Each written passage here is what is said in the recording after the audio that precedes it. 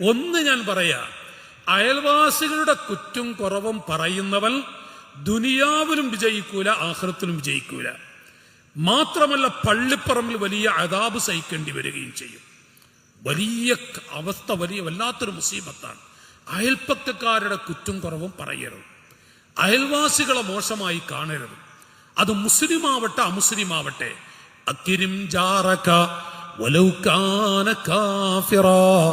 ചില പണ്ഡിതന്മാര് വിവരിച്ചല്ലോ, അയൽവാസികളെ ആദരിക്കണേ, അവരാരാണ് എങ്കിലും വലൗ കാന ളാലിമാ എന്ന് പറഞ്ഞ പണ്ഡിതന്മാരുമുണ്ട്.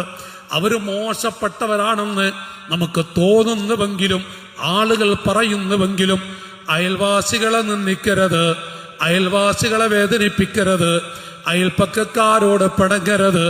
അയൽവാസികളോട് പിണങ്ങുന്നവന്റെ അമലുകളും ദുആകളും അല്ലാഹു ചവറ്റുകൊട്ടയിലേക്ക് വലിച്ചെറിയുന്നതാണ്.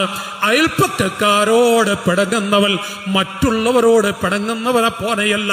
മറ്റുള്ളവരോട് പിണങ്ങുന്നവന് ലഭിക്കുന്ന ശിക്ഷയെക്കാളും 10 ഇരട്ടി ശിക്ഷയാണ് അയൽവാസികളോട് പിണങ്ങി നടക്കുന്നവന് അല്ലാഹു തആല കൊടുക്കാൻ പോകുന്നത്. അയൽവാസികളെ വെറുക്കരുതേ, അയൽവാസികളെ വേദനിപ്പിക്കരുതേ.